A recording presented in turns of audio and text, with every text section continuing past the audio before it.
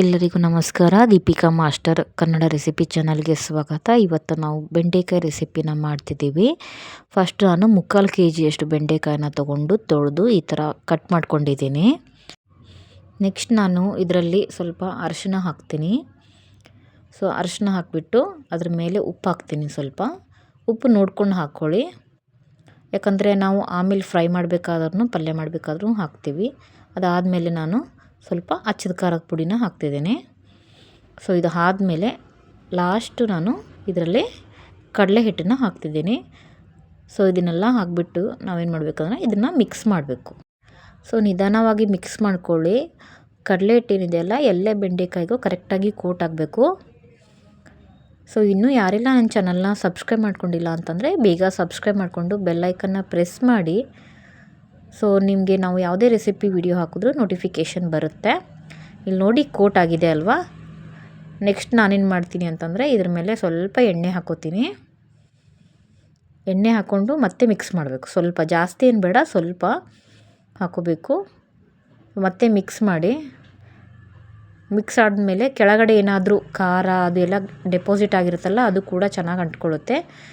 ಅಂಟ್ಕೊಂಡ್ಮೇಲೆ ನಾನು ಇನ್ನೊಂದು ಪ್ಯಾನಲ್ಲಿ ಸ್ವಲ್ಪ ಎಣ್ಣೆ ಹಾಕೋತೀನಿ. ಆಲ್ರೆಡಿ ನಾವು ಇಲ್ಲಿ ಎಣ್ಣೆ ಅದಕ್ಕೆ ಕೋಟ್ ಮಾಡಿದ್ದೀವಲ್ಲ, ಸ್ವಲ್ಪ ಹಾಕ್ಕೊಂಡ್ರೆ ಸಾಕು, ಜಾಸ್ತಿ ಏನು ಬೇಡ. ಈ ಬೆಂಡೆಕಾಯಿ ಮೆತ್ತಗಾಗೋವರೆಗೂ ಚೆನ್ನಾಗಿ ಹುರಿಬೇಕು. ಆ್ಯಂಡ್ ನಿಮ್ಮ ಕಡಲೆ ಹಿಟ್ಟು ಫ್ಲೇವರ್ ಕೂಡ ಸ್ಮೆಲ್ ಬರುತ್ತೆ, ತುಂಬ ಟೇಸ್ಟಾಗಿರುತ್ತೆ. ಒಂದು ಸತಿ ಈ ಥರ ಮಾಡಿ ನೋಡಿ. ಮೆತ್ತಗಾಗಬೇಕು. ನಿಮ್ಗೆ ಗೊತ್ತಾಗ್ಬಿಡುತ್ತೆ, ಒಂದಕ್ಕೊಂದು ಅಂಟ್ಕೊಳ್ಳೋತಿತ್ತಲ್ಲ ಮುಂಚೆ, ಇವಾಗ ಅಂಟ್ಕೊಳ್ಳಲ್ಲ.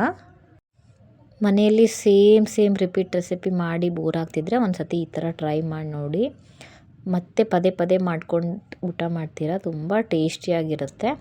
ಇವಾಗ ಫ್ರೈ ಆಗಿರೋದನ್ನ ನಾನು ಇನ್ನೊಂದು ಸಪ್ರೇಟಾಗಿ ತಗೋತೀನಿ. ಅದೇ ಪ್ಯಾನಲ್ಲಿ ಸ್ವಲ್ಪ ಎಣ್ಣೆ ಹಾಕೋತೀನಿ. ಎಣ್ಣೆ ಬಿಸಿ ಆದಮೇಲೆ ಈರುಳ್ಳಿ ಹಾಕೋತೀನಿ.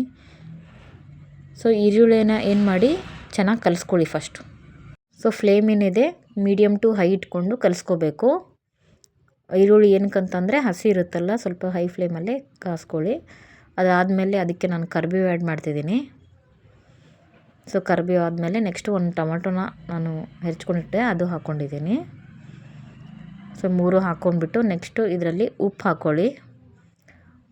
ಉಪ್ಪು ಹಾಕ್ಕೊಂಡು ಕಲಿಸ್ಕೊಳ್ಳಿ. ಅದಾದಮೇಲೆ ಖಾರ ಹಾಕ್ಕೊಳ್ಳಿ.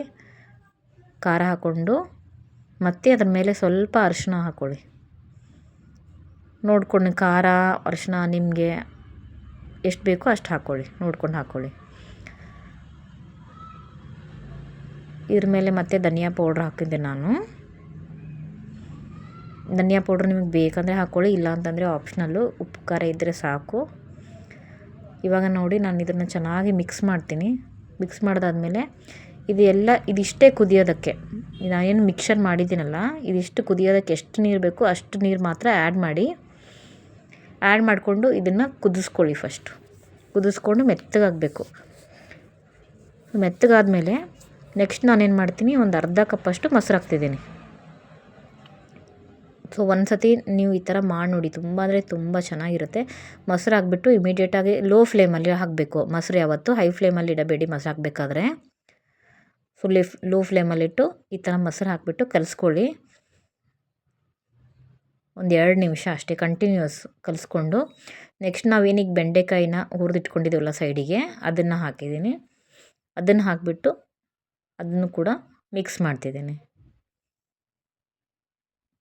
ಈ ಥರ ನೋಡಿ ಚೆನ್ನಾಗಿ ಮಿಕ್ಸ್ ಮಾಡ್ಕೊಳ್ಳಿ. ಇದು ಲೋ ಫ್ಲೇಮಲ್ಲಿಟ್ಟೆ ಮಾಡ್ಕೊಳ್ಳಿ. ನಾವು ಒಂದು ಸತಿ ಮೊಸರು ಆ್ಯಡ್ ಮಾಡಿದ್ಮೇಲೆ ನೀವು ಫ್ಲೇಮ್ನ ಹೈ ಇಡಕ್ಕೆ ಹೋಗಬೇಡಿ. ನೀವು ಈ ಥರ ರೆಸಿಪಿನ ಮಾಡಿ ನೋಡಿ, ತುಂಬ ಚೆನ್ನಾಗಿರುತ್ತೆ. ಆ್ಯಂಡ್ ನಿಮ್ಮ ಒಪಿನಿಯನ್ ಇದೆ ಕಮೆಂಟ್ ಸೆಕ್ಷನಲ್ಲಿ ಕಮೆಂಟ್ ಹಾಕಿ. ಫೈನಲಿ ಇದೆಲ್ಲ ಕುಕ್ ಆದಮೇಲೆ ಲಾಸ್ಟಲ್ಲಿ ನಾನು ಒಂದು ಕೊತ್ತಂಬರಿನ ಕಟ್ ಮಾಡ್ಕೊಂಡಿದ್ದೆ ಸ್ವಲ್ಪ,